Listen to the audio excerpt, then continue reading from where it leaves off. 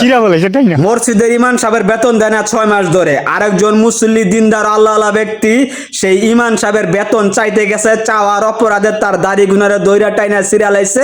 ওই মসজিদের প্রতিষ্ঠাতা যে ব্যক্তি মানে ওটার কমিটি তারা সেই লোকের মানে রাসূলের সুন্নত গুলোর দইরা টাইনা সিরিয়ালাইছে। চিন্তা করছেন আপনারা? এর তীব্র নিন্দা ও প্রতিবাদ জানায় প্রশাসনের দৃষ্টি আকর্ষণ করতে আসছি।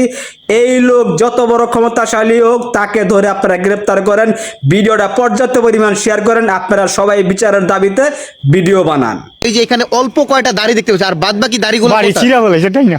কে ছিড়ছে? শাহাজুদ্দিন। শাহাজুদ্দিন। হ্যাঁ। কেন ছিড়ছে আপনার দাড়ি? শীর্ষে আমি যে মসজিদের ইমাম কারণ ভিডিও ভাইরাল না হলে বিচার পাওয়া যায় না বাংলাদেশে। মসজিদের ইমাম সাহেবের বেতন চাইতে গিয়ে নিজের দাড়ি হারালেন এই যে আক্তার হোসেন ভাই।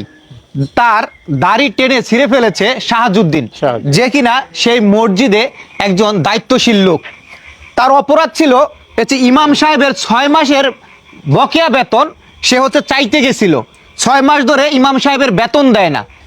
তার পরিপ্রেক্ষিতে ভাইয়ের কাছে কষ্টে কথাটা বলছে এবং বলার পর সে গেছে যে আমার ভাইয়ের বেতনটা দেন।